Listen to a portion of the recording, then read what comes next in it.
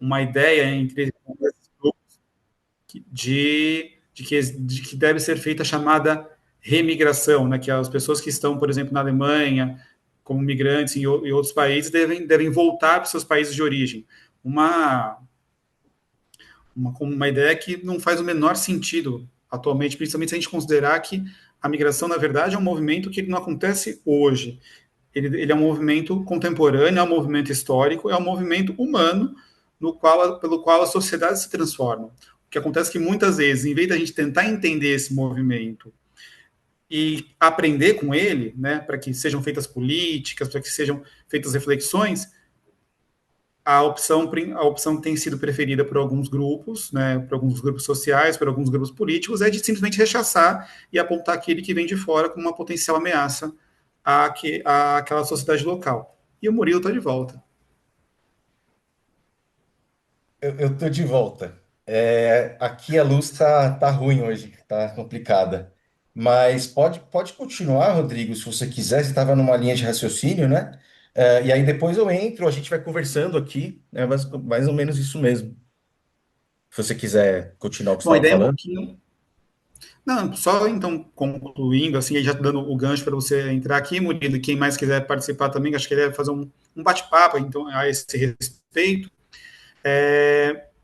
A gente vê, no caso, assim, essa ascendência, né, de ideias neonazistas e esse rechaço, né, essa abordagem nociva sobre a migração, muito traduzidas em um determinado partido, que é o AfD, que seria a alternativa para a Alemanha, né, em alemão, que é um partido que até pouquíssimo tempo era um partido considerado tóxico, então os demais partidos, né, a CDU, o SPU, né, os social-democratas, a democracia cristã, os verdes, enfim, ó, evitavam ao máximo qualquer tipo de contato, né? Então uma espécie de cordão sanitário. Mas aí teve uma quebra de paradigma, né, no qual agora eu não lembro se isso chegou realmente a ocorrer, mas o Friedrich Merz, que é o atual primeiro-ministro da Alemanha, chegou a cogitar receber o apoio do Alternativa para a Alemanha para passar políticas, né, de restrição à migração na Alemanha, o que seria considerado o fim desse cordão sanitário, né? E ainda mais no momento em que o Alternativa para a Alemanha, por causa de uma série de elementos aí que a gente vai discutir hoje, no qual a migração de alguma forma se relaciona com eles, hoje a Alternativa para a Alemanha é de um partido que é que é rejeitado por uma boa parte da sociedade, tudo, porque rejeita seus valores, rejeita sua abordagem, ainda assim, hoje ele é a segunda força política da Alemanha, E, apesar de tudo Rodrigo, isso.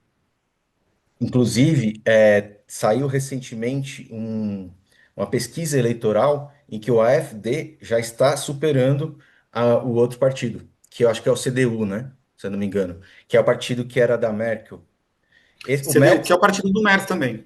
é. E aí saiu recentemente uma pesquisa, eu preciso ver até qual que é a fonte, eu vou pegar aqui para vocês e colocar aqui no chat, mas que o AfD já está chegando a ultrapassar. Nessa pesquisa ele já estava acima, já estava sendo o mais votado, vamos dizer assim, né? Porque não teve a votação. Mas nas pesquisas ele já estava acima. E isso preocupa, porque e principalmente na Alemanha, né? Que aí por isso que a gente trouxe esse assunto aqui, porque é exatamente no país em que existe esse compromisso histórico, né? Essa questão que aí a gente está trazendo aqui no projeto Fala, né? Essa questão da culpa, né? Como uma questão que o autor que eu queria trazer aqui, que vai falar sobre isso, que é o Jaspers, o Karl Jaspers, ele vai falar mais da questão da culpa, mas que, na verdade, ele também traz a ideia de responsabilidade, que muitas vezes independe até da culpa individual de cada pessoa, né? E é uma responsabilidade histórica, né? E é também uma dívida histórica, né? É, e o que que a gente vê com esse avanço desse grupo, que na verdade ele já foi considerado até um grupo extremista, né, oficialmente na Alemanha, que na verdade é um partido, né? É exatamente um fim, né? Um corte, uma ruptura, né? Com um compromisso histórico que é exatamente evitar, né, o acolhimento do refugiado, o acolhimento daqueles que antes eram apátridas, né, enfim, ainda, que eu estava falando com o Rodrigo, ainda existem, né, aqueles que não têm uma pátria, vamos dizer assim. Tudo isso, na verdade, era um compromisso histórico. A Alemanha tinha esse compromisso, né? Ainda tem, mas cada vez mais a gente está vendo aí um avanço desses partidos que, por meio dessa pauta anti-imigração, parecem avançar, né? E isso não só do AfD, que aí a gente falou do Merz, né? O Merz é do partido que era da Merkel, né? Então, assim, não é uma questão somente de um grupo extremista, né? Esse grupo extremista ele avança porque existe uma questão que é social, que é coletiva, enfim, muito preocupante, né? E eu acho, Rodrigo, se você quiser até, eu acho que essa questão que você trouxe é muito importante porque na Alemanha tem um outro compromisso, que é o compromisso do cordão sanitário. O que é o cordão sanitário? O cordão sanitário é exatamente evitar que exista algum partido ou que a política possa estar associada a grupos extremistas, de tal modo que a política ela não pode ter essa relação com vamos dizer, né, a extrema-direita, a ultradireita, exatamente porque foi ali que nasceu o nazifascismo, né? Foi do Partido Nacional Socialista. Então, eles tinham até certo ponto essa preocupação, né? E há um questionamento exatamente no sentido de será que está sendo rompido esse laço, né? E você tocou em outro tema muito importante, que é a tal dessa remigração, né?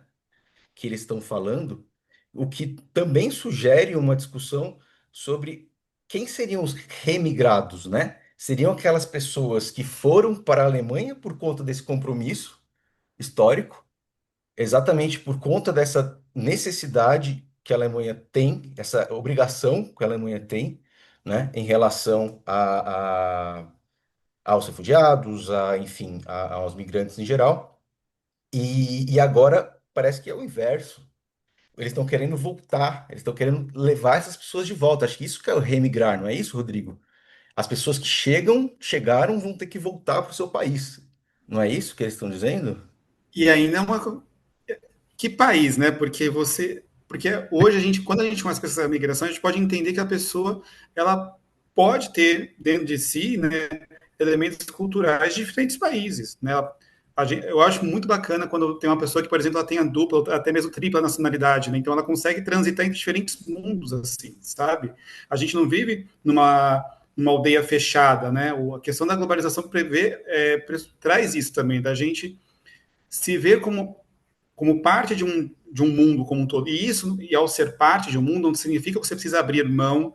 Claro, existe uma questão de adaptação a um determinado contexto, um determinado local, sim, mas você não precisa abrir mão de usar o seu idioma. Então, por exemplo, aqui no Brasil, você não precisa abrir mão da sua cidadania originária para poder, a não ser que a sua cidadania originária pressuponha isso. Por exemplo, a chinesa, você tem que ser, ou você é cidadão chinês ou você não é. Né? Então, se você, por exemplo, se um chinês adquirir a cidadania brasileira, ele tem que abrir mão da cidadania original. Ok. Mas, por exemplo, um cidadão, um sírio, um libanês, ele não precisa abrir mão da cidadania original para ser brasileiro. Ele pode ter as duas. Né? A minha Hum. esposa é cidadã italiana e brasileira ao mesmo tempo. Né? Ela nasceu no Brasil, mas tem as raízes italianas, então teve reconhecimento recente cidadã italo-brasileira. A questão da que eles chamam da remigração é basicamente assim, todos aqueles que não são alemães, tipo, voltem para os seus países. Nisso você então vai resolver. E aí, por exemplo, você tem na Alemanha pessoas que nasceram na Alemanha, mas tem pais imigrantes, pais que não nasceram na Alemanha. Então essas pessoas também têm de voltar? Vai se fazer algo retroativo? É algo que assim, parecem soluções que parecem mágicas e que, principalmente para uma população que está muito ávida por determinado, está muito cansada de tudo que está acontecendo e quer como se fosse uma bala de prata, assim, sabe? Então, são soluções que parecem grandes balas de prata, mas que não fazem o menor sentido, não têm a menor aplicabilidade, mas dão a impressão de que aquelas pessoas estão, aqueles grupos estão propondo, de que eles querem fazer alguma coisa efetiva e ampla, sabe? Tinha uma época que, quando eu estava estudando jornalismo, eu acompanhava muitas situações de segurança pública. E aí tinha um pesquisador no Instituto Sol da Paz que ele falava que sempre existe para todos os problemas, existe uma alternativa que ela é simples, rápida, abrangente, popular e errada. Porque ainda mais quando você está lidando com uma questão que é complexa, como a migração, você não lida com questões complexas com medidas simples. Você não vai curar, você não vai, se você está com algum problema de saúde, você não vai curar esse problema de saúde com um remedinho, se é um problema grave, você não vai curar com um remedinho de dor de cabeça, tem que ser um tratamento completo. Quando a gente fala de uma questão como a migração, que ela traz pressupostos tanto globais quanto locais, você precisa também ter uma abordagem que respeite tanto questões locais quanto globais. A questão é que, quando você tem um tema complexo como esse, muitos grupos não querem simplesmente parar e olhar, refletir sobre esse tema, para que daí saiam propostas construtivas. Acaba sendo muito mais fácil você pegar aquele que vem de fora, colocar como um bode expiatório, e muitas vezes o migrante, no caso o migrante, ele ainda pode não ter uma total adaptação àquele local, ele ainda pode não dominar totalmente o idioma, ainda no caso da Alemanha, por exemplo, o idioma alemão já é um idioma que, para quem não é não é nativo de uma língua saxônica, é um idioma bastante complicado. Né? Eu, por exemplo, eu tive uma experiência na Alemanha em 2014.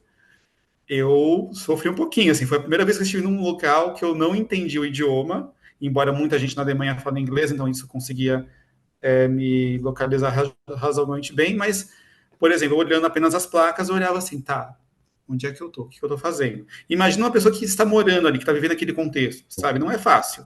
Então, pessoas que estão, assim, numa situação muito mais vulnerabilizada, elas são mais facilmente transformadas em bodes expiatórios.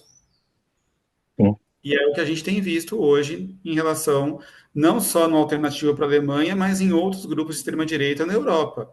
Então, o Reunião Nacional na França, o Chega em Portugal, a Aurora Dourada na Grécia, o Vox na Espanha, e a lista por aí vai, né? Não faltam exemplos, né, no mundo todo. E aí, esse avanço da extrema-direita e esse rechaço à migração, e como ele vem ganhando espaço, né, como uma pauta política, vai fazendo com que partidos mais para o centro olhem assim, bom, se falar mal de imigrante é popular, então, para não perder terreno para a alternativa para a Alemanha, o CDU pega, vamos apoiar isso também. Olha, a gente também está falando grosso contra o imigrante, então, olha, você não precisa votar na alternativa para a Alemanha, você pode votar em mim.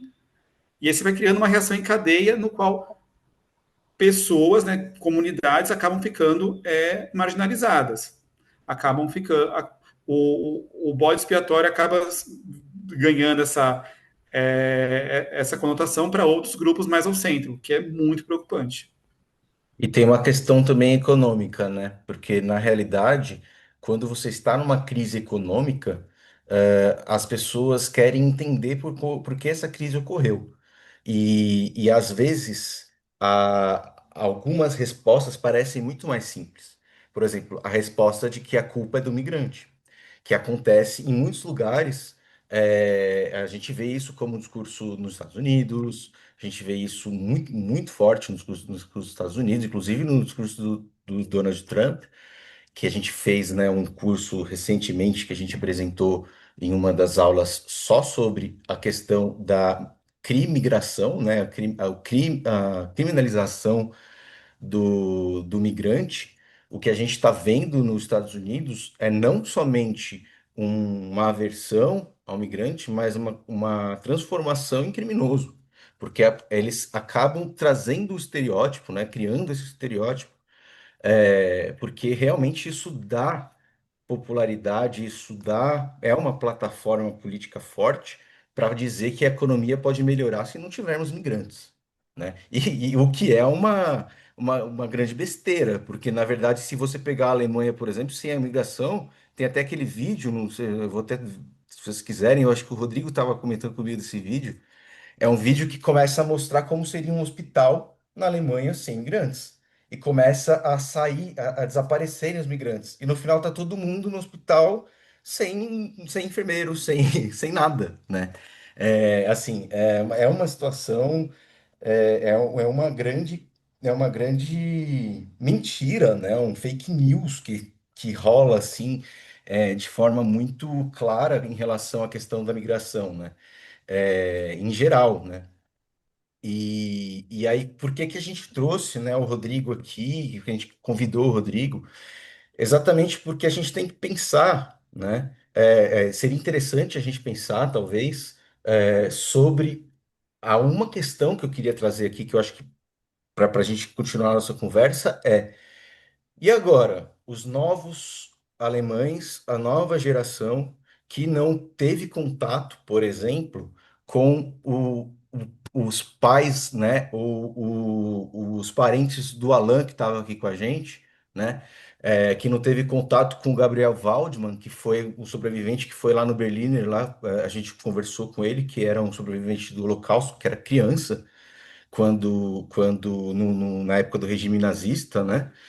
E que hoje já está mais velho, né? Assim, os sobreviventes vai chegar um momento que não vão existir mais, né? Aquelas pessoas que estavam lá naquele período. E isso tem uma questão que é a memória. Como que a gente vai pensar numa responsabilidade, né, coletiva, numa responsabilidade sobre o nosso passado, se esse passado ele for apagado de certa forma, né? Se esse passado ele perder a força que move a nossa consciência, né? Eu acho que a gente tem muitos psicanalistas aqui, pelo que eu vi nas inscrições, né? E um dos autores que a gente vai tratar, né, que eu queria tratar, que esse aqui é o Karl Jaspers. Ele tem esse livro que chama A Questão da Culpa, né? Quando ele foi fazer, assim que houve o fim assim que o Hitler morreu, né, e que houve a ocupação na Alemanha, né, em 1945 e 1946, o Jaspers fez uma série de palestras, né, sobre essa questão, e agora, né? O que que a gente vai fazer com o nosso passado? Como que a gente vai lidar com isso que aconteceu? Porque a Alemanha está destruída, né? A Alemanha está destruída, a gente não sabe, não tem mais Estado, o Estado ele é baseado a estrutura do Estado é a estrutura do Hitler, né? A estrutura nazista. E o que a gente vai fazer agora, né? E o Jaspers, e aí eu falo dos psicanalistas aqui, ele vai tratar da questão da culpa. Como que um pode ser considerado culpado, né? Por que que eu acho isso importantíssimo? Porque eu acho que se a gente pensar na questão do pós-nazismo, a gente vai ter um problema que será que essa culpa moral que cada um pode ter, cada alemão pode ter, será que ela vai continuar existindo, né? Será que essa culpa ela é somente daqueles que cometeram um crime, né? É, só, só um minuto, gente, que hoje. Queria deixar uma dica para vocês, não sei se vocês conhecem. É um livro um pouco difícil de encontrar, tá? Mas porque ele já. Inclusive, vai completar 40 anos agora em 2025, exatamente na próxima semana. Mas tem um livro bem interessante para a gente entender um pouco a migração na Alemanha, né? Um livro chamado Cabeça de Turco. Não sei se alguns de vocês já ouviram falar, talvez quem tem alguma relação com jornalismo e tudo já tenha ouvido, mas é um livro bem interessante de um jornalista alemão chamado Gunther Wallraff. Espero que meu alemão não tenha saído muito mal aqui, mas é um livro no qual esse jornalista ele se caracterizou como um cidadão turco. Ele mudou o nome dele, ele mudou o corte de cabelo, a fisionomia, a vestimenta, tal, para se colocar como um imigrante turco, para entender como era a vida dos turcos na Alemanha. Isso no contexto final dos anos 70, década de 80. Então, como é que era, né? E vendo como que vieram, né? A gente está falando aí dos anos, dos primeiros anos, das primeiras décadas do pós-guerra. E aí o que acontece? Como é que essa população que estava vindo para ajudar, né, a Alemanha nesse esforço de retomada econômica e tudo mais, né? A Alemanha depois assim, com os apoios que vieram de Estados Unidos, tudo mais, e com a própria expertise que o país tem, né?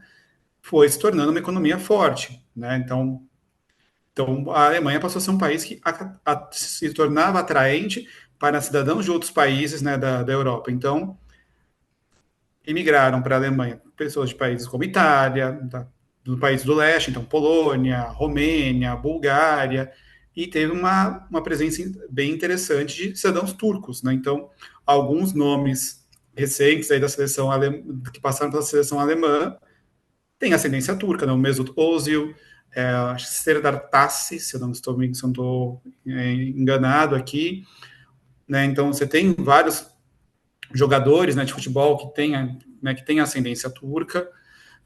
Foi até interessante que teve um jogo, acho que foi do Eintracht Frankfurt recentemente contra o Galatasaray, né, na Alemanha. E assim, tinha muito torcedor turco, sabe? Torcendo pro Galatasaray, né? Que é um time de Istambul, é um dos grandes times da Turquia, torcendo pro Galatasaray na Alemanha. Né? Então mostra muito como essa população chegou e se instalou. E como é que foi esse processo? Né? Então, esse livro, Cabeça de Turco, ele conta um pouco a partir da experiência que esse repórter viveu, se caracterizando como turco, o tipo de trabalho que os turcos faziam, né? O tipo de tratamento que recebiam. Então, é um livro muito bacana, assim, né? Foi um livro que acabou gerando polêmica na época também, mas e que está completando 40 anos agora. Agora, na verdade, em 21 de outubro, ele completa 40 anos que ele foi lançado. Então, quem Caramba, tiver a cabeça de oportunidade de encontrar um sebo e tudo, eu consegui achar um sebo, né? Li, eu gostei bastante do livro, tal. Um belo exemplo de jornalismo imersivo, aquele que você literalmente mergulha no tema, né? No caso, foi um mergulho até bem mais profundo do que a gente costuma ver, né? Talvez não seja nem algo muito possível hoje, dadas as condições que a gente tem de jornalismo para produção de conteúdo, mas é uma experiência, assim, antropológica, assim, muito interessante. Qual que é o nome do autor, Rodrigo? Eu vou colocar no chat porque Tá. o Agora. meu, o meu, o meu alemão não está muito bom, mas eu vou. Desculpa, gente, eu tava falando, né, do Jaspers, né, antes do Rodrigo. O Jaspers, ele deu essas palestras, né, exatamente para discutir, olha, e agora, né, qual que é a culpa? Será que a gente tem culpa? Por quê? Porque aquele período, 1945 e 46, o que que os países que venceram a guerra fizeram, né? Eles falaram, olha, agora a gente vai julgar, né, os alemães. Como que a gente vai julgar? Existe o julgamento coletivo, popular, que começou-se a dizer que os alemães individualmente são culpados, todos os alemães são culpados, e também tem um julgamento de Nuremberg, né? Você tem o julgamento que são os julgamentos que deram origem ao nosso Tribunal Internacional Penal, que é os julgamentos que envolvem os líderes do Partido Nazista, né? Os líderes do regime nazista. Que aí você traz Robert Spears, traz vários nomes, né, do partido nazista, né, e que de fato atuaram. Aí o que o Aspers fala, esses são os culpados criminosos, né, é a culpa criminal.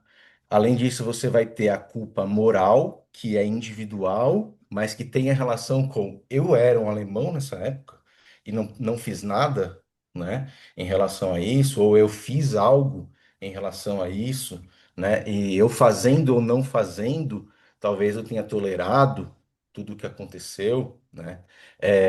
E aí é uma culpa que ela se resolve, como ele diz, individualmente. A gente não consegue entender isso de uma forma política, né? É, Aí ele vai falar da culpa política, que é aí que é o cerne, eu acho, de toda a questão que envolve esse compromisso que a gente estava falando no começo aqui, que é exatamente a responsabilidade como cidadão de um Estado, como a pessoa que tem deveres e direitos, ela também tem deveres e direitos de acordo com a tradição desse Estado, de acordo com o passado, né, que envolveu todo esse Estado. E como fica em relação à juventude, né? Aquelas pessoas que não têm mais contato com os sobreviventes do Holocausto, ou que a gente vê, por exemplo, tem um filme muito interessante que passou, eu acho que hoje em dia, não sei se está passando mais assim, Netflix, esses streamings, né? Mas que é o filme A Onda, não sei se vocês conhecem, é um filme que o professor, ele começa a dar uma aula e ele dá uma aula lá sobre o Holocausto, aí todo mundo, mas de novo esse assunto, sabe? Mais uma vez vocês vão falar sobre isso, o pessoal já estava cansado, né? E aí ele fala, não, mas se vocês não entenderem isso, ele tenta, ele não conseguiu cativar os alunos e tudo mais. Então o que que ele começa a fazer? Ele começa a fazer uma espécie de uma experiência. E essa experiência, ele vai montando um grupo que vai se unindo muito entre eles, que vai criando uma comunidade entre eles de uma forma tão intensa e com certos graus de autoritarismo, de um racismo muito impregnado. Eles começam a querer excluir aqueles que não fazem parte do grupo, enfim, começa a se criar uma esfera pequena de um grupo extremista, um grupo particularmente fascista, né? E esses caras, eles começam a se empolgar com aquilo, entrar nessa histeria coletiva, essa coisa, e começam a se portar de tal modo que eles já entram, de certa forma, no problema que o professor queria tratar. Só que isso ganha uma repercussão, né? Eles começam a se empolgar com a aula, mas isso ganha uma repercussão que chega no final do filme, assim, acontece, não vou te dizer porque eu não quero dar o spoiler aqui, mas acontece uma drástica solução a tudo isso, né? Enfim, um dos alunos se revolta, enfim, é um absurdo, assim, o que acontece no final. E isso mostra, né, que na verdade não é porque eu não tenho relação com o passado, uma relação fácil de se estabelecer, que o que aconteceu no passado não pode voltar, né? Então, o Jaspers, ele é muito interessante, não só nesse livro, a questão da culpa, mas num outro livro também, que ele faz uma introdução ao pensamento filosófico, que ele vai dizer que a história tem que ser julgada. Não somente que a história ela tem que ser entendida, que ela tem que ser conhecida como fatos que vão se dar um através um em cima do outro, né? Só como fatos históricos. Por isso que ele fala, a gente precisa da filosofia, a gente precisa compreender o que aconteceu no nosso passado, né? A gente precisa fazer com que a história não nos atropele, né? Porque a liberdade, ela existe exatamente no momento em que a gente sabe o que aconteceu na história, né? Que a gente entende o que aconteceu na história para que não se repita aquilo que aconteceu. É muito interessante quando ele faz isso nesse livro, porque aí ele mostra, olha, talvez essa juventude, se ela compreender melhor o que aconteceu no passado, ela possa não repetir novamente, né, aquilo que de fato aconteceu, né? Enfim, e aí o que a gente está vendo é que há pelo FD, há esses novos partidos, né, o melhor, né, novos líderes, né, porque na verdade alguns partidos são os mesmos, mas outros trazem essa questão antimigratória novamente, né? É exatamente uma espécie de tentativa de, vamos dizer, manipulação a partir desse esquecimento, né? Você esquece do passado, mas ao mesmo tempo você tem partidos que eles não se importam mais com esse passado, né? E eles usam exatamente um problema, porque para muita gente pode ser um fardo você sempre ter que ser responsável por algo, né? Que aí vem o que eu estava falando do Schuld, que é o termo em alemão. O Schuld, ele significa tanto dívida como culpa. E o que a, qual a relação disso, né? O próprio Nietzsche falava, a culpa, ela é decorrência histórica da dívida. Foi quando as pessoas começaram, quando os credores, né, e os devedores mantiveram uma relação entre eles, eles formaram uma dívida, né? O homem, o ser humano, ele tem uma qualidade que é de fazer promessas. Ele pode fazer promessas, mas ele também tem outro problema que é o esquecimento. E como você vai lidar com o esquecimento? Você vai criar mecanismos e técnicas para evitar que haja o esquecimento, para que a gente não possa esquecer mais. E qual que são as primeiras técnicas usadas? Elas são cruéis, né? As primeiras técnicas usadas, elas são castigos. É como se é o olho por olho, dente por dente. Se algum dano, alguém sofreu algum dano, a pessoa que causou esse dano tem que sofrer de forma equivalente ou até pior, para que ela não esqueça, né? Ou melhor, para que a sociedade não esqueça. Então, esse não esquecimento, essa necessidade que você tem de criar técnicas para marcar, né? É isso que criou, segundo o Nietzsche, e depois o Jaspers, ele fala um pouco disso, mas muito mais superficialmente, a ideia de culpa. Então, voltando àquela questão, parece que para muita gente é uma dívida que não se quer mais ter, né? É um castigo para muita gente. Você ter que sempre lembrar, ter que sempre se responsabilizar, ter que sempre fazer algo, né? E eu acho que os partidos sabem que a juventude já está meio cansada disso, sabe? De ter que sempre lembrar desse assunto, sempre lembrar desse tema. E eu acho que eles veem nesses partidos uma coisa nova, né?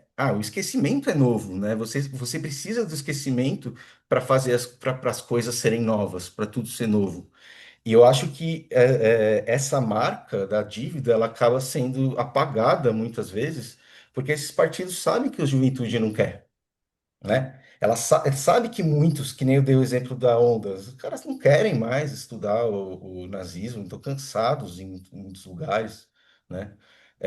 E aí a gente entra nessa questão, né, Rodrigo? Pô, e agora, como que a gente vai pensar na Alemanha, em como que a gente vai lidar com o fato de que na Alemanha, que historicamente seria esse país que teria esse compromisso, não tem?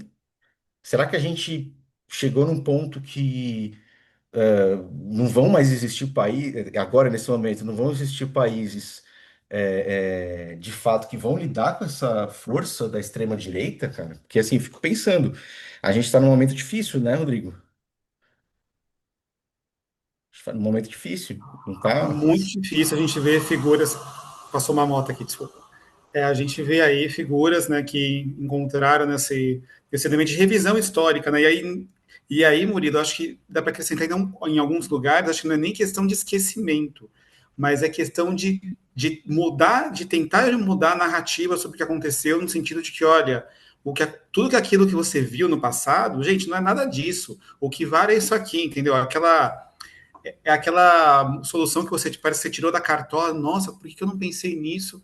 Mas na verdade, e que é vendida de uma forma muito inovadora, de uma forma muito eloquente, mas que, gente, você está querendo mudar algo que não tem o que mudar, gente. Você vai ignorar os horrores gerados, né, pelo nazismo que discriminou, que exterminou, né?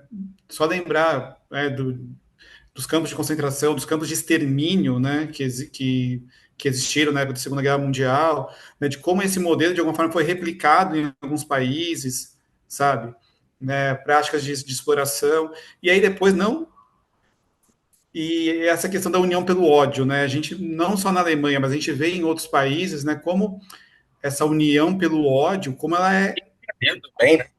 como ela pode fazer estragos, né? Ao ano passado, a gente lembrou muito, no contexto internacional e tal, o caso de Ruanda, né, onde o ódio, né, fomentado de uma população com a outra, levou a um dos maiores genocídios da história moderna. 800 mil pessoas morreram no espaço de pouquíssimas semanas, né? E é um caso que ainda está sendo deglutido pela sociedade ruandesa e tudo. A gente tem aí a questão, né, não muito longe da Europa, não muito longe da Alemanha, mas para o sul, né, as guerras ali na antiga Yugoslávia, vizinho matando vizinho, sabe? Quando as guerras entre sérvios, croatas, albaneses, claro que isso na verdade foi o ponto, né, de ebulição de algumas tensões que já existiam ali de muito tempo, né, entre os povos que formavam então a Iugoslávia, mas que no final dos anos 80, com os anos 90, com esse um discurso mais nacionalista, a coisa degringolou e deu no que deu, né?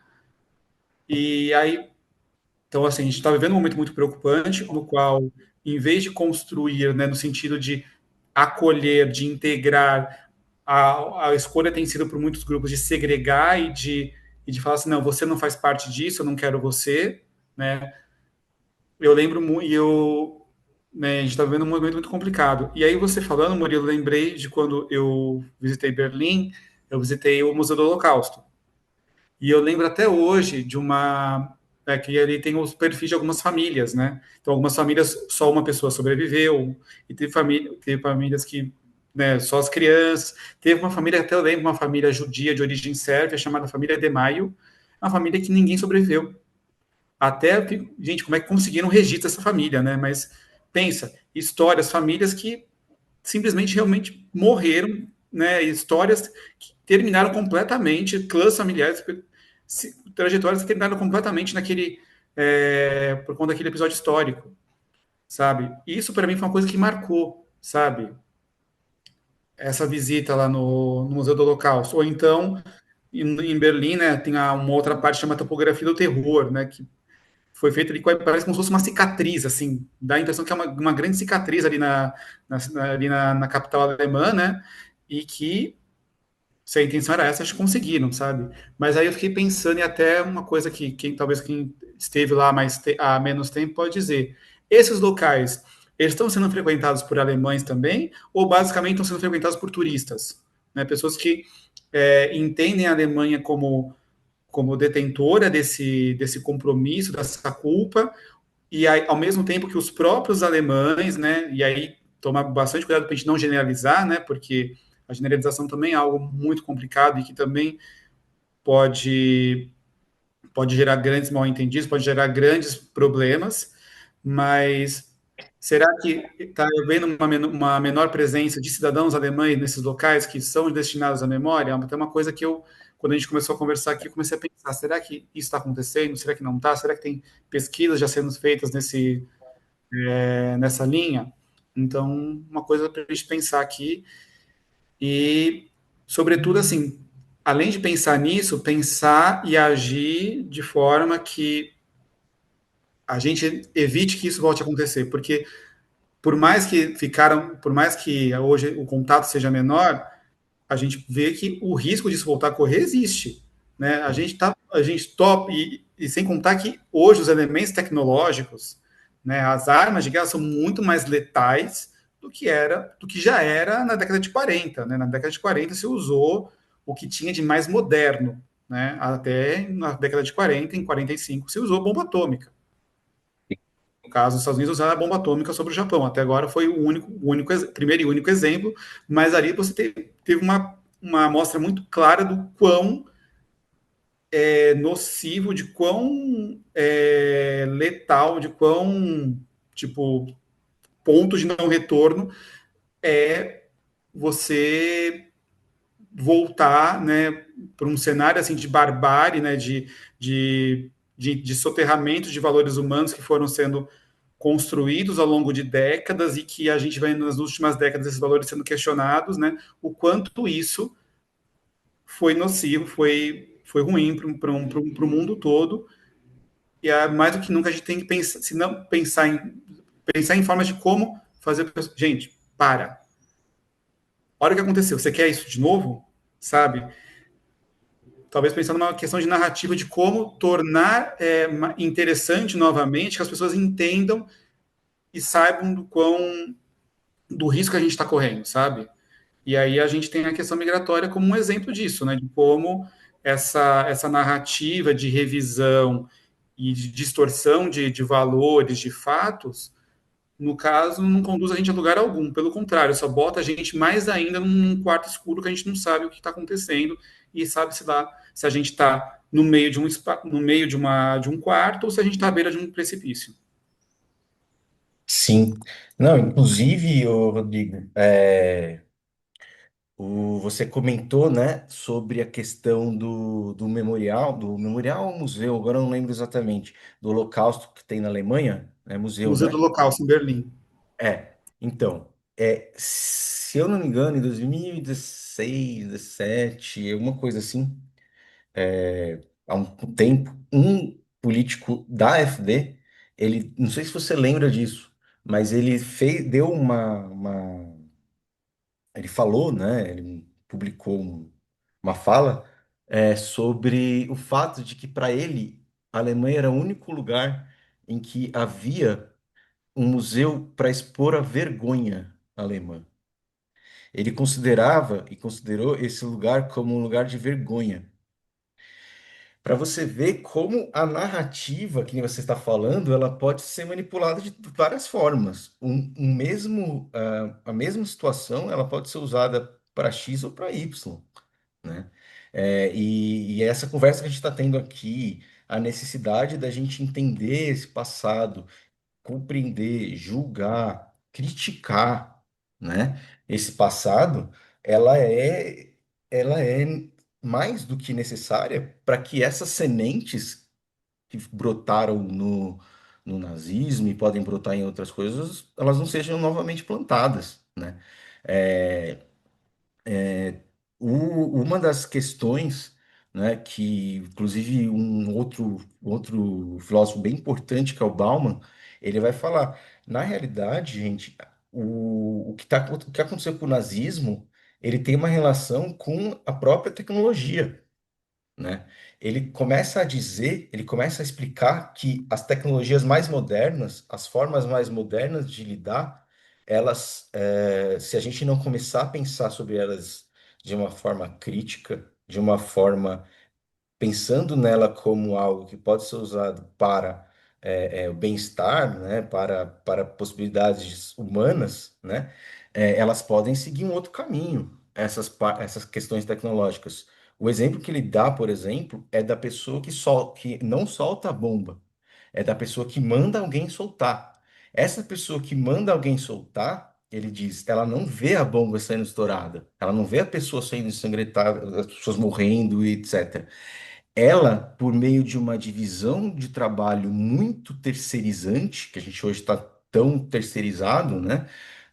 A gente vê que numa divisão do trabalho cada vez mais especializada, a pessoa que vai mandar alguém soltar a bomba, ela não viu o que aconteceu.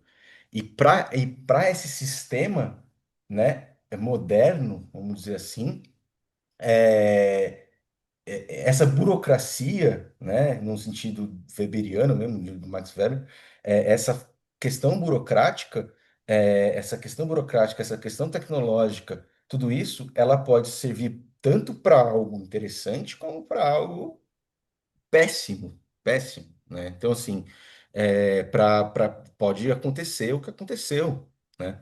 E os meios usados, né? Você fala da parte da guerra em si, né? Os meios tecnológicos, hoje a gente tem drones, a gente tem um monte de, de muita coisa, né? Então, é isso, né, Rodrigo? A gente pode ter tecnologia, ninguém quer que acabe com as tecnologias, né? Isso é impossível também, né? é, mas que elas possam ser usadas de outra forma, né? Enfim, eu queria saber, gente, se alguém quer fazer algum comentário, algum. Eu acho que o Alan estava falando no começo, né? Se alguém mais quiser fazer algum comentário, o Alan mesmo, Alan, quer falar alguma coisa? Tiago, Gabriele? Não, eu estou de acordo. A situação de toda a Europa está muito preocupante, né? Porque você vê agora com um fascismo nos Estados Unidos, o Trump disse: "Ó, nós não vamos mais dar cobertura para vocês. Porque a Europa também deixou de gastar na segurança, né? Agora está todo mundo com medo da Rússia. E aí eles agora vão ter que gastar uma grana preta para se rearmarem. E entre tudo isso, está se pedindo que a Alemanha se rearme. E eu tenho medo disso, né? A Alemanha rearmada, e se cai na mão desse pessoal da alternativa, né? For Deutschland, se cair na mão dessa turma, Deus me livre. E livre. Então, e na França, se cair na mão Le Pen. da Le Pen, então a coisa está feia. Então, há todo um movimento assim. A coisa caminha para um autoritarismo. Até agora estão se segurando. Vamos ver, né? Agora você vê os Estados Unidos querendo invadir a Venezuela, vai desestabilizar a América Latina. Quer dizer, daí já começou a condenar os nossos ministros. Quer dizer, a única coisa absolutamente inimaginável, né? É verdade que os Estados Unidos interviam, mas eles intervinham por baixo do pano e tal. Agora é descarado, né? Pega, manda bombardear os barcos sem saber se é ou não é. Então, a coisa está muito feia, muito feia. Antes, Alan, a gente tinha. Eu já vou passar a palavra também para o Thiago, tá, Thiago? Só que vou terminar aqui essa questão. Antes a gente tinha uma situação que os Estados Unidos ele estava numa posição que a gente chama no direito, né, de guerra por procuração, né? É como se ele passasse, vamos dizer assim, ele fosse a pessoa que não estivesse na guerra, mas ele dava todos os instrumentos para que a guerra acontecesse. Isso é histórico nos Estados Unidos, não é nada novo. Mas a gente está vendo uma tentativa de entrar de fato, né? Isso é super preocupante. O que está acontecendo, essas últimas questões envolvendo a Venezuela, que na verdade os Estados Unidos ele já estava de olho ali, né? Alguns territórios da Venezuela há um tempo, né? Aqueles territórios parte do norte da América do Sul, né? Aquela parte ali que dizem que ainda há dúvidas de quem é vamos dizer, Sim, o real dono, né? Como eles querem dizer. Eles estão de olho ali, é onde tem muito petróleo, é onde tem muito, muito, muito dinheiro aquele lugar, né? Então é complicado, é complicado. A gente está numa situação que os líderes mundiais aí parece que querem mesmo, né? Eu não sei se todos, né? Porque assim, a gente tem a situação da China, que parece que a questão é mais econômica, né? E que está sabendo lidar com isso de uma forma muito melhor do que o Trump, né? Com toda essa situação. Mas é muito preocupante. É muito preocupante. E, Tiago, pode falar.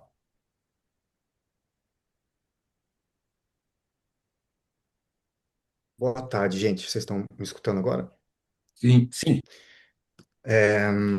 Não, eu agradeço a oportunidade, né, de estar participando. Eu também não tinha ainda ouvido falar do Instituto e achei o tema principalmente bem interessante na tarde de hoje, por isso fiz questão de tomar o tempo aqui nesse sábado para estar presente, né?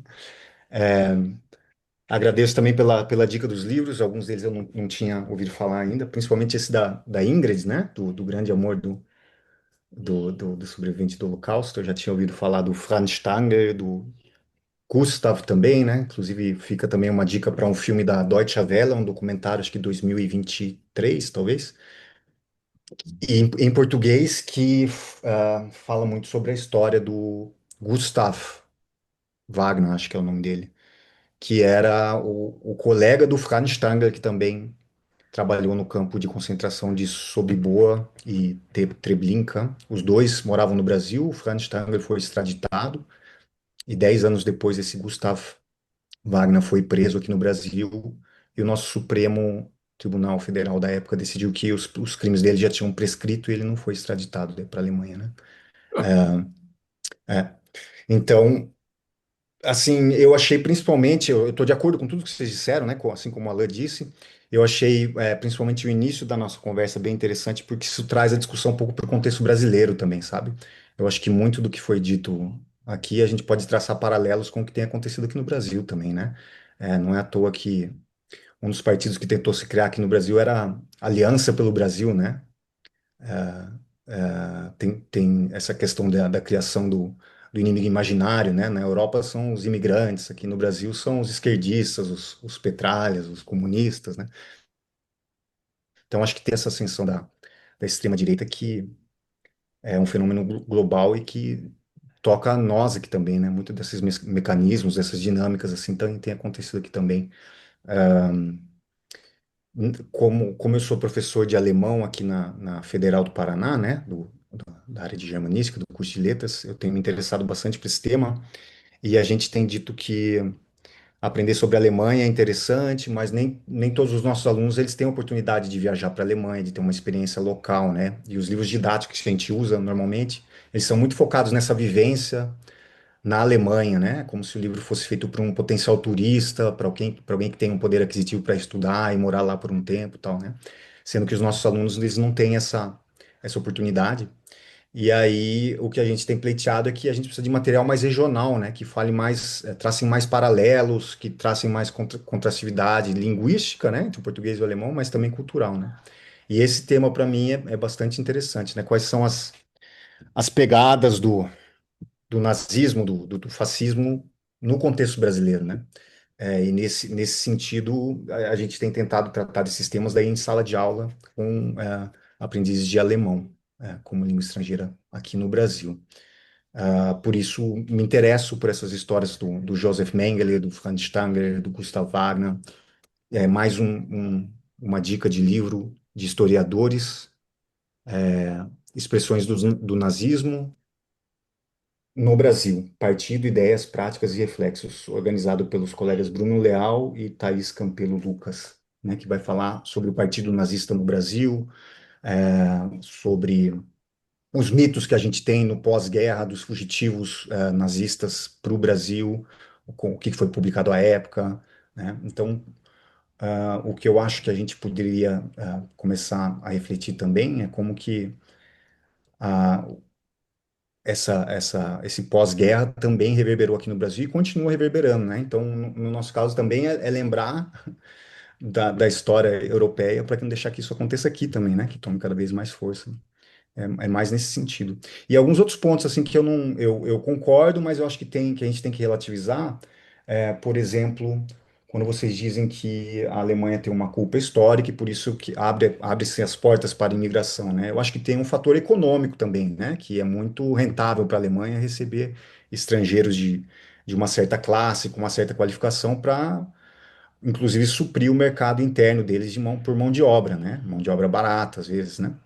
Então, a gente tem agora um outro exemplo, fluxo de enfermeiros brasileiros indo para a Alemanha, aprendendo alemão aqui para poder ir morar lá e suprir essa lacuna no sistema de saúde alemão, né? Então, essa questão da imigração, eu acho que não toca só essa culpa histórica, mas também fatores econômicos que trazem onde a imigração traz uma vantagem econômica para a Alemanha, inclusive, né? E um outro aspecto que eu fico me perguntando é essa questão das novas gerações, né? Desse esquecimento histórico e que isso abre uma porta para pensamentos mais reacionários, né?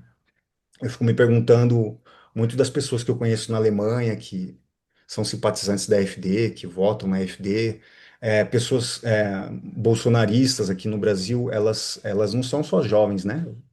A gente tem todas pessoas que vivenciaram a ditadura, que têm uma experiência histórica, inclusive, vivenciada, né? E mesmo assim relativizam o que aconteceu, são adeptas de um revisionismo histórico, né? Então, eu não sei até que ponto isso é só uma questão de distância para com o passado, sabe? Isso não é uma questão, assim, de um embate mesmo de posições em relação a extrema-direita, né? Como um todo, assim, pensamentos retrógrados e reacionários. Tá? Falei bastante, não sei se eu contribuí ou se eu baguncei muito mais, mas agradeço de novo, tá? A oportunidade de estar aqui com vocês e conhecer gente nova que se interessa por esse assunto também.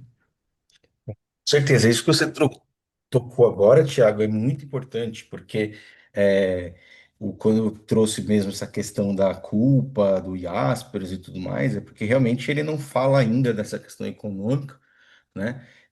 E nem fala também sobre ele não imaginava, talvez, né, que muitos alemães, inclusive, iriam negar tanto o nazismo, né?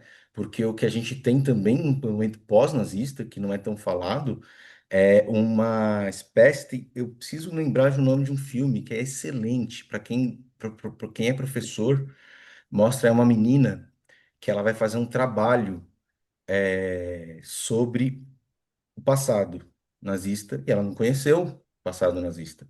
E ela está numa cidadezinha da Alemanha, no interior, e ela começa a querer entender o que aconteceu, né? E fazer um trabalho sobre isso. Qual foi a importância da cidade dela, o que aconteceu na cidade dela no nazismo. E ela traz esse filme, essa questão, e começa a ir atrás. E ela vai vendo que, assim, o padre que todo mundo gosta, ele estava envolvido, outra pessoa também, e ela vai começando a encontrar coisas que ninguém quer que ela descubra. Ninguém quer que ela descubra. E ela chega a um ponto que ela é processada, inclusive, por conta disso, né? Então ela briga na justiça, ela também processa para tentar descobrir, porque eles estão impedindo que ela busque arquivos históricos sobre esse assunto, e ela é processada e ela processa. Então, assim, ela briga na justiça para ter acesso àquilo. Só que quem é que está na justiça também? É o juiz que também está envolvido. Então, assim, é muito interessante esse filme porque é a negação, né? É exatamente a negação, né? A negação não é simplesmente você criar uma fake news, é também você silenciar sobre aquilo, né? Então é super interessante isso que você falou, porque é uma questão também de embate político, né? E de não compreensão, de tentativa de politicamente não compreender a história, né? Eu acho que isso tem tudo a ver, tem tudo a ver. E a questão econômica também a gente tem que tomar um cuidado, porque teve agora eu não lembro o nome, mas teve um político alemão que ele falou o seguinte: é importante que a gente traga imigrantes, porque isso é bom economicamente. Ele disse isso abertamente. Ele falou: é por isso que a gente tem que trazer os alemães. Quando ele falou isso, isso gerou muita polêmica, porque assim, é só porque é economicamente bom você trazer imigrantes que você vai trazer imigrantes, sabe? Ou existe também uma questão moral, uma questão política, histórica, né? Ele falava isso e as pessoas, e teve muita gente que disse, não, mas isso não é só uma questão utilitarista, sabe? É, Aí teve uma discussão, pô, a gente está falando de filosofia que tem uma ideia do Kant que fala que não interessa a utilidade, enfim, começou a se discutir isso nos campos tão acadêmicos também fora, né? Porque parece que é importante, tá, economicamente é bom, mas e quando não for bom economicamente? Entendeu? É um problema também, né? Mas realmente essa questão econômica, inclusive nos Estados Unidos, todo mundo sabe que economicamente é bom que os imigrantes estejam lá, mas mesmo assim o Trump vem com todo esse discurso, né, político, enfim, é uma situação que a gente está hoje que acho que o econômico somente também não está dando conta, né? Não sei, o que que você acha, Rodrigo? O Thiago também, se quiser comentar.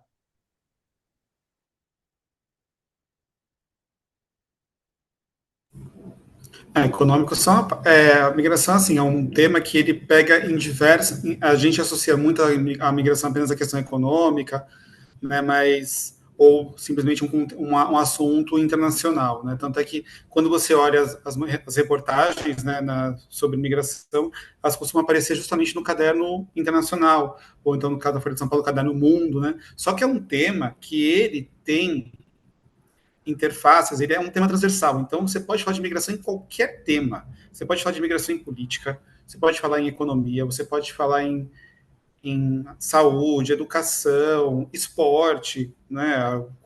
pensando em Alemanha, né, os esportistas, né, que têm alguma ascendência alemã e tudo mais, né, que representam a Alemanha, que tem uma ascendência migrante. Eu lembro do estranhamento que teve na Copa de 2002, né, que o Brasil ganhou sobre a Alemanha, inclusive, que tinha a presença de um jogador negro, né, que era o Gerald Asamoah, que era migrante de Gana e que mas já morava muito tempo na Alemanha, se tornou cidadão alemão e foi servir a seleção alemã, né? E depois vieram outros exemplos, vieram também depois o Klose, Podolski, né, da ascendência polonesa, o Sami Khedira, com ascendência tunisiana, o Ozil, nascido em Gelsenkirchen, mas com a ascendência turca, e por aí foi, né? O econômico é só uma parte, né, dessa equação, né? Você tem uma questão também de redes, né? Então se você tem uma comunidade estabelecida não só na Alemanha, mas em qualquer país, outras pessoas, né, que têm aquela nacionalidade podem potencialmente ir para lá, né? A migração é algo que ela acontece por si só, mas acaba potencializada por diversos fatores, né? Políticos, econômicos, tudo mais, né?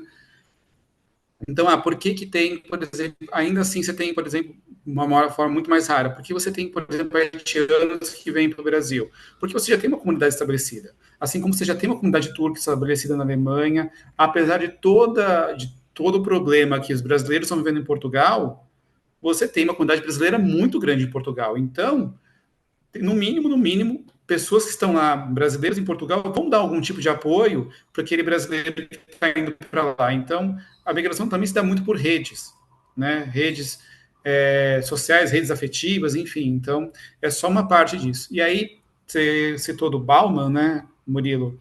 Tem um outro livro do Bauman, a gente conhece muito Modernidade Líquida, né? Mas tem um outro livro que eu usei até no meu mestrado, que chama Babel, que é basicamente uma conversa do Bauman com um sociólogo italiano chamado Ezio Mauro, né, começando, a gente já viu uma Babel, né, para todos os sentidos, né, que muitas vezes as pessoas não se entendem. E nesse livro Babel, tanto o Bauman quanto o Mauro, eles falam de um conceito chamado de interregno, que basicamente esse conceito é valores, questões do passado, né, certos parâmetros que a gente usava para medir, para entender o hoje, né, com tantos avanços tecnológicos, com situações que a gente está vendo acontecer aqui, mas a gente não tem muita ideia de quais vão ser os efeitos e tudo, o que isso vai dizer daqui a 10, 15 anos, esses parâmetros não servem mais, mas a gente tampouco tem uma clareza sobre o que vai ser o padrão daqui a alguns anos. Então a gente vive numa situação meio de limbo, assim. E nessa situação de limbo, uma coisa dá para dividir em dois grupos. Quem tenta entender o que está acontecendo e pensa em respostas, né, que se adequem a essas mudanças que estão ocorrendo. Então, por exemplo, como é que eu vou me posicionar em relação à inteligência artificial, para que ela seja uma ferramenta para ajudar no desenvolvimento, ajudar a desburocratizar processos e tudo, e evitar que a inteligência artificial não seja uma reprodutora de estereótipos, não seja mais uma ferramenta que vai disseminar xenofobia, né? Só que tem uma outra parcela que vai olhar assim, não. O que vale, nós temos que voltar ao status quo do passado. Nós temos de reafirmar valores. Nós temos de resgatar o nosso orgulho anterior, assim, basicamente, pensando no grosso modo, pensando até na própria origem do Partido Nacional Socialista, né, que foi né, apesar do nome nacional socialista e tal, foi dar no que a gente conhece como nazismo. E a própria FD foram partidos que surgiram dos escombros de crises, né? Então, o Partido Nacional, o que virou a ser o Partido Nacional Socialista, nasceu em 19, no meio da Alemanha que tinha acabado de perder a Primeira Guerra Mundial e que tinha passado do Tratado de Versalhes. O AfD ele surge em 2013, bem num contexto de escombros da crise de 2008, né? Muita coisa, a gente ainda não entende, acho que a gente ainda não entendeu muito bem o que foi a crise de 2008, né? E os impactos que ela ainda vai, né? E que tipo de processo que ela desencadeou, sabe?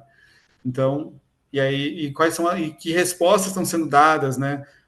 E quais as implicações dessas respostas estão surgindo, sabe?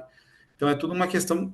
a gente tem que fazer esse exercício de tentar entender as coisas no calor do momento, né? Isso é uma coisa que acontece muito com o jornalismo, mas sem perder de vista que a gente também tem que ter uma visão de longo prazo, né? E de procurar entender e aprender em cada momento, seja no imediato, seja no longo prazo. Do contrário, o risco que a gente tem de repetir erros do passado ou até de piorar esses erros é muito grande.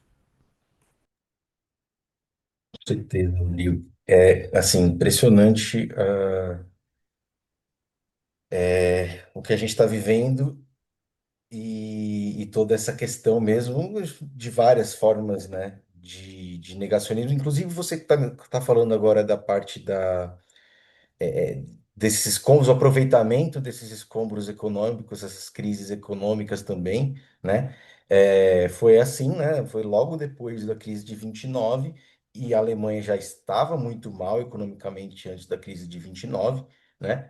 Que veio, que esse partido que você falou que já nascia, já tinha nascido antes, né? Se torna e traz Hitler como o seu, né, Messias, né? Que vai salvar a humanidade, né? Esse foi o, le- inclusive, tem o filme do Hitler, né? Se você parar para pensar, aquele filme que é da Leni. Ah, eu esqueci o nome, o sobrenome dela. Mas a Leni Riefenstahl. Riefenstahl, Liechtenstein, isso. Riefenstahl. Liechtenstein. Obrigado, Lucilene.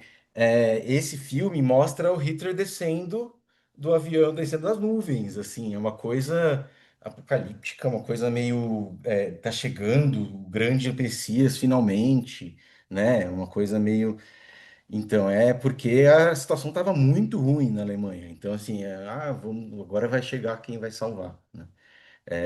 E é um pouco isso também hoje, muitos países estão em crise, e aí a solução parece que é trazer partidos como o FD, né?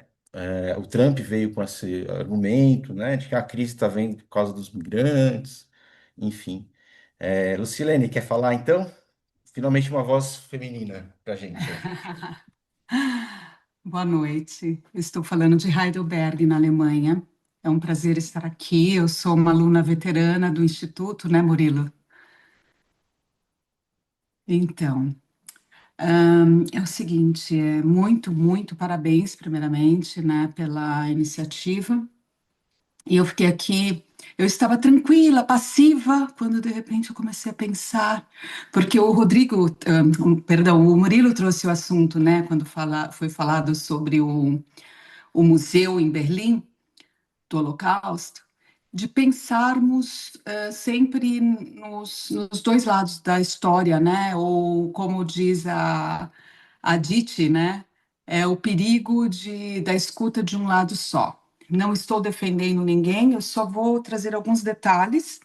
Por exemplo, agora, os maiores, o AfD, quem foi que votou? A maior parte dos votos vieram dos jovens, até 31 anos. Então, isso reflete algo. Eu sou de 67, né? Já cheguei 2 vezes na Alemanha, meu marido é alemão. Meus filhos não foram nascidos aqui, nem no Brasil, eles nasceram na Ásia, mas é uma família típica para mostrar os fluxos migratórios, até porque nós brasileiros também somos essa mistura de potes, né? Cultural. Mas, amigas, conhecidas da minha idade, elas sempre vão me perguntar. Outro dia, a minha cabeleireira falou assim: olha, pegou a calculadora e falou: isso daqui é o que ganha um refugiado. 2.000 e tanto, mil e pouco. Ela falou: então, o Pflegeheim, né, onde fica a casa de repouso, a minha sogra também está numa casa de cuidados, ela perdeu a autonomia de morar sozinha, custa mais de 4.000 euros. Tudo bem, a metade é pago porque a gente tem o seguro de saúde, e só que nós temos que pagar a metade. Então, existe, o que a gente tem que entender é que, assim, não existe, é um pote, são várias, né? Falou muito bem ai meu Deus, o, o Rodrigo, Perigo, né? que a imigração, ela esbarra em várias áreas do conhecimento. né? Então, a gente tem que pensar, por exemplo, essa maioria, essa maior parte que votou no AfD, ela não vive, ela está longe desse fator histórico. É a primeira geração que não foi tocada. Claro que ela vai ter os pais, os avós, que são frutos de toda a barbaridade. Mas então a gente tem que é um momento em que realmente está fervendo absurdamente. Então nós pagamos impostos. Eu conheço uma pessoa, uma família que vive do Estado, né? Ela veio como nessa imigração circular, né? De retorno à Alemanha. E eu trouxe esse assunto. Eu falei, então, existe a gente, tem esse discurso dos alemães que estão contra os imigrantes, né, por eles estarem mamando no Estado, não fazem nada, né, e como é que faz? Sendo que o próprio alemão, ela virou e falou, mas está cheio de alemão que vive do Estado. Claro, então, assim, é tão delicado e o assunto ele é tão delicado que, assim, são vários lados, realmente, não são só dois lados da moeda. Então, assim, é uma constelação enorme, né? O que a gente tem que pensar. Nós não teremos, a Alemanha não vai ter como pagar aposentadoria, ela não tem também a faixa etária, que é um fator, o envelhecimento, ele é um fator mundial. Então, fica complicado. O partido Chega, para não falar da Alemanha. Vamos falar agora do partido Chega, né? Falamos tantos partidos aqui pelo mundo, vamos falar do partido Chega, para citar. Eu vi uma brasileira outro dia, né? Ela estava lá defendendo contra os imigrantes. Por quê? Ai, porque eles não ocupam um lugar, são folgados e não sei o quê. E ela defende, ela tem toda uma narrativa, né? Então, eu só queria trazer um pouco assim o dia a dia do que é o que se ouve por aqui, né? Quando está bem pertinho, assim, e é lógico, e para passeata contra o AfD, o meu grupo de amigas alemãs, vamos todas para a rua. E me convidam, eu sou uma imigrante, então nós vamos juntas, né? Então é muito complicado. Cognitivamente, por exemplo, que foi a defesa da tese, alguém aqui falou trouxe o assunto da mão de obra agora das enfermeiras, que foi uma tese defendida recentemente, né, da Mariana Kuhlmann, né, Murilo, que foi tratar exatamente essa questão da mão de obra agora da enfermagem que vem para cá. Vamos falar vamos falar por exemplo, agora da questão cognitiva. Eu tenho essa estatística, meu Deus, eu escutei, foi quando? Foi pelos idos de 2018.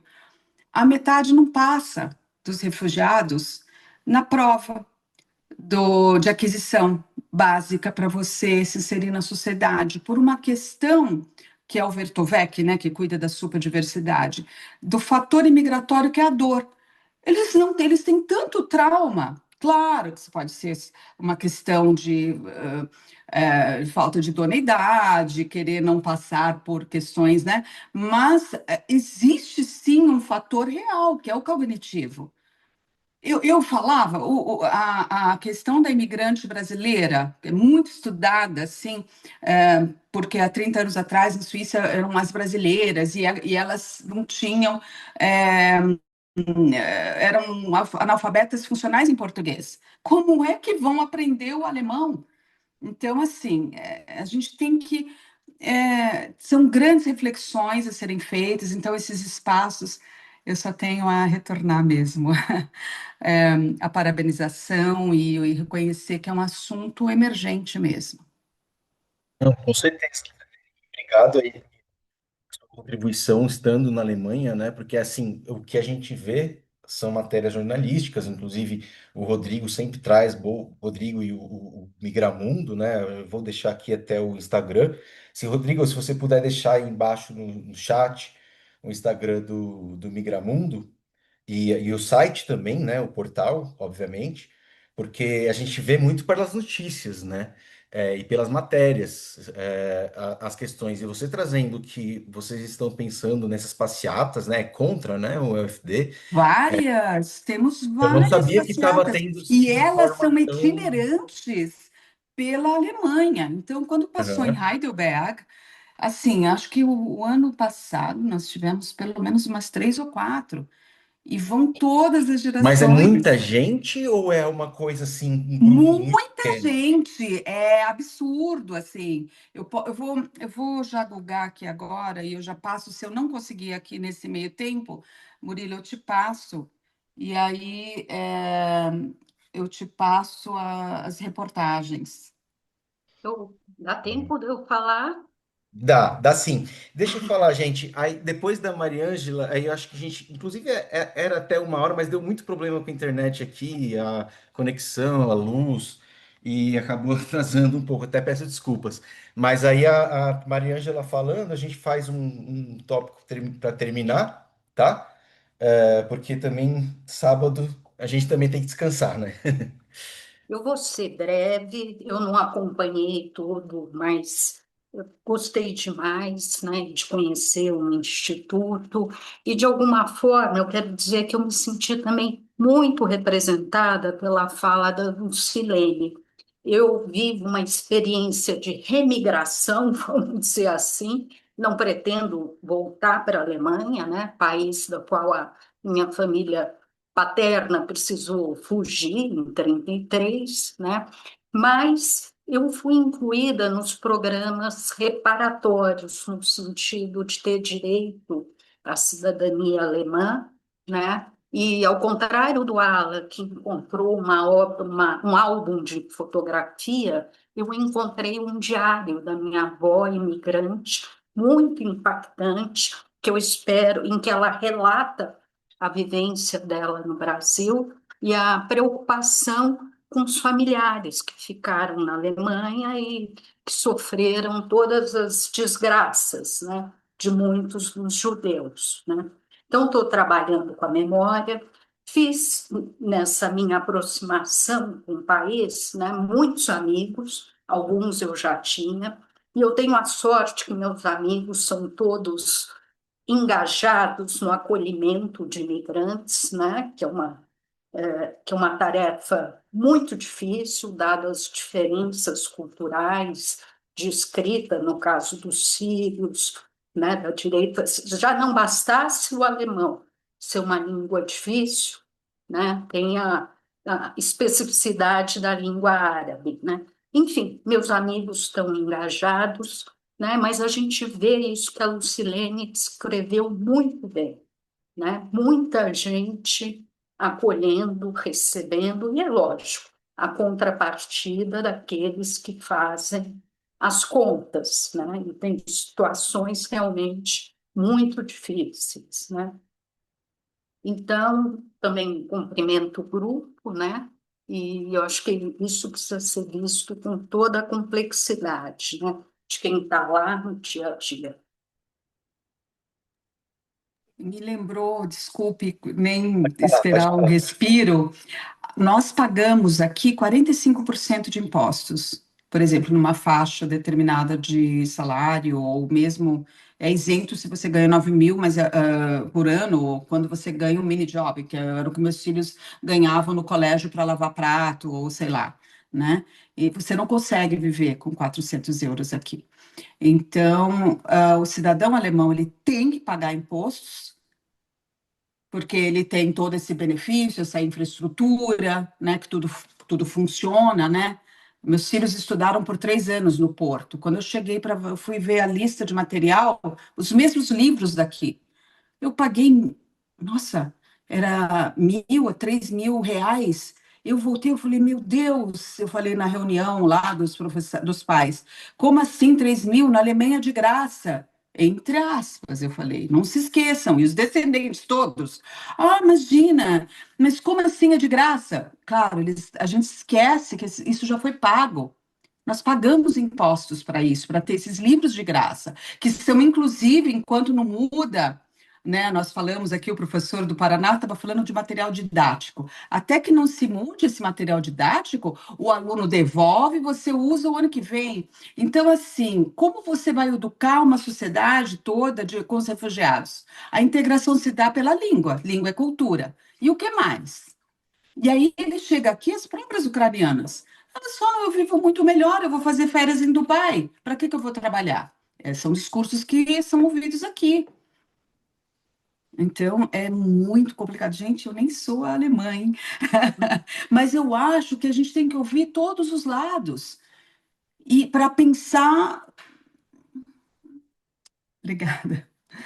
Um desses meus amigos que adotou uma família síria e que colabora, né, ele conta, a mãe aprendeu alemã. Eu pude ouvir essa mulher, se comunica até razoavelmente bem. O filho mais velho está trabalhando. O pai circula, tem namoradas, não se adaptou, e isso, né, custa para o governo alemão 5.000 euros por mês. Então, ele diz, ele não tem uma posição contrária, mas ele diz, olha, como é difícil, porque isso envolve gerações, né, de imigrantes, uma adaptação. Esse pai, né, que continua analfabeto, né, na própria língua, não vai aprender o alemão, não vai se adaptar à cultura, está vivendo por conta. Então, é para dizer, e eles têm um status de permanência, né, não de moradia. Agora que a Síria tem um governo, né, não estou acompanhando de perto, mas parece que a situação mais calamitosa passou, ainda está complicado. Como é que vai ser? Esse meu amigo não tem uma posição, mas ele diz o quanto que esse processo é difícil, né? Então, só para ilustrar.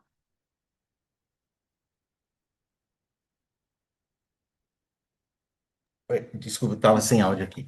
É, e eu acho que, assim, a gente vai finalizar aqui. E o que eu queria até propor para vocês, né, é que a gente vai ter outros encontros posteriormente nesse mesmo projeto que a gente tem. Eu nem consegui falar muito sobre o projeto, porque no começo aqui a gente teve um problema de queda de luz. E até por isso que a gente não conseguiu também fazer a transmissão ao vivo no YouTube, porque não tinha como fazer as duas coisas ao mesmo tempo sem luz. Eu tive que entrar com o celular uma hora sair, então não foi possível. Mas a gente vai transmitir para o YouTube também. Eu estou gravando, então a nossa gravação ela vai para o YouTube, tá? Mas a intenção também aqui é a gente ter outras conversas, outros encontros, é, a partir desse primeiro encontro, né? Então, se o próximo autor que a gente vai tratar, ou a autora, é, a gente já tem uma proposta, não é, eu não consigo confirmar com vocês ainda, mas que é tratar sobre a Arendt, né? A partir da Hannah Arendt, algumas questões. Inclusive, o autor que a gente trouxe aqui, que é o Jaspers, ele foi um professor da Arendt, né? Ele era um dos semestres da Hannah Arendt, né? E ela foi uma das pessoas mais importantes que a gente tem, em termos de conhecimento e compreensão do que aconteceu no regime nazista, né? Então, já até temos aí uma proposta para a próxima conversa. A gente pensou inicialmente em fazer um grupo mesmo de discussão. Não sei se é algo que vai funcionar, porque na prática isso acaba às vezes comprometendo muita gente, né? Mas a ideia é a gente poder novamente ter essa conversa, iniciar talvez com uma palestra e depois trazer essa conversa em grupo, né? E aí, se vocês puderem, toparem, né, nas próximas vezes também, a gente pode. Eu tô vendo aqui que o Rodrigo o Migramundo tem um canal no WhatsApp, a gente pode fazer eventualmente um canal também desse projeto, né, e passar para vocês, se vocês acharem que tudo bem, para falar sobre os próximos passos, né? Eu penso nisso. E todas e todos aqui estão convidados novamente, né? E espero que tenham gostado. Rodrigo, quer dar a última palavra? Estava procurando aqui para liberar o microfone. Olha, eu só gostaria de agradecer o convite, a oportunidade de falar com todos vocês aqui, de aprender um pouquinho mais com cada um, né, com o Tiago, com a Mariângela, com a Luciene, com as pessoas também que ficaram mais de ouvinte também, né, né, mas também acompanharam até agora aí, agradecer a todo mundo que participou, e acho que esse é um passo muito importante, justamente, né, o interesse que vocês mostraram, assim, é um passo importante para que evitar que situações como essa, né, que a gente vê se materializando ali na Alemanha, e do qual o Brasil não tá imune, tá? A gente tem visto aqui no Brasil um revisionismo histórico em relação à ditadura militar, em relação a momentos autoritários, revisão sobre avanços sociais que a gente teve, enfim, aqui também em menor conta, mas a gente vê também uma criminalização das pessoas que não são nacionais, né, ou então até uma dualidade, né, que em relação à pessoa migrante, né, se ela for uma pessoa migrante de um país do norte global, nossa, que legal, olha, pessoas, por exemplo, atraindo europeus, não sei o que legal, não sei o que. Agora, se é uma pessoa de um país do sul global, aí já é uma maneira, já visto de uma outra maneira, né? Que é a xenofobia de um lado e a xenofilia do outro. Tem um pesquisador da comunicação chamado Mohamed El-Haji, que ele tem uma pesquisa sobre isso, inclusive. Inclusive, eu tive a oportunidade de conhecer ele pessoalmente, até de entrevistar ele. Mas muito legal que existe, né, iniciativas com o Instituto Berliner, né, que visam essa reflexão, né, e chamado para a ação, e é um grande prazer, uma grande honra o Migramundo poder apoiar, né, poder contribuir com esse tipo de discussão, e convido todos vocês a conhecerem o Migramundo, né, deixei no chat o canal, né, do WhatsApp, pelo qual a gente distribui, um dos canais pelos quais a gente distribui nossas notícias, né, além do Instagram, o próprio site e tudo mais. A gente está num momento bem importante aqui no Brasil agora, que foi divulgado recentemente um decreto que vai disciplinar a aplicação da lei de imigração, que era uma coisa que estava pendente já há quase 8 anos, e agora, no mês de outubro, finalmente foi publicado um decreto que está dando as diretrizes de como a política migratória brasileira vai ser aplicada, porque a gente não tinha esse marco ainda. E isso está se desenhando, existem vários avanços, mas também existem várias preocupações nesse processo, inclusive uma das grandes preocupações é a falta de direcionamento sobre os brasileiros no exterior, então, que é uma crítica recorrente, né, porque não se está pensando no brasileiro migrante, né, então a lei de imigração brasileira deveria pensar, existe artigos voltados, né, para os brasileiros no exterior, mas o decreto, né, o que está sendo colocado para nortear essa lei, não está dialogando com os brasileiros no exterior, então esse é um problema a ser abordado e tem que ser colocado na mesa e tal, e cobrar soluções. Então, a gente está vivendo um momento bem legal e o Migramundo tem coberto bastante esse assunto. Então, eu deixo aí os links, né, para quem quiser conhecer o Migramundo, quem quiser acompanhar um pouco mais de perto. Quem quiser nos apoiar, a gente também tem uma campanha de financiamento no Catarse, né, por meio do qual a gente consegue tentar manter, né, esse projeto, que já agora, no dia 3 de outubro, completou 13 anos. Então, convido a todos aí a conhecer. E, mais uma vez, agradeço aí o convite do Instituto Berliner e me coloco à disposição do que for necessário para futuros projetos, futuras iniciativas aí. Obrigado, Rodrigo. E a gente já tem, né, desde o começo, acho que foi no começo desse ano que a gente começou a falar, né? Ou metade do ano. A gente começou aí uma parceria com o Migramundo exatamente porque, assim, a gente no Berliner, né, a gente tem essa preocupação não somente com a aula em si, né, com a parte, evidentemente, gramatical, etc., mas também com essa questão da relação entre a didática e as outras áreas que não estão mais tão relacionadas, ou estão relacionadas, mas não são somente a aula de alemão, né, propriamente. E eu teve um professor, né, o Thiago, que falou da questão do material didático.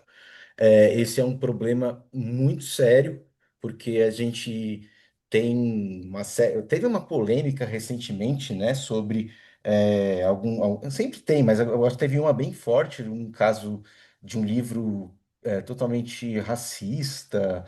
Enfim, a gente também tem que tomar muito cuidado com os nossos materiais didáticos, né, porque as pessoas que estão aprendendo elas internalizam aquilo que tá no livro, né?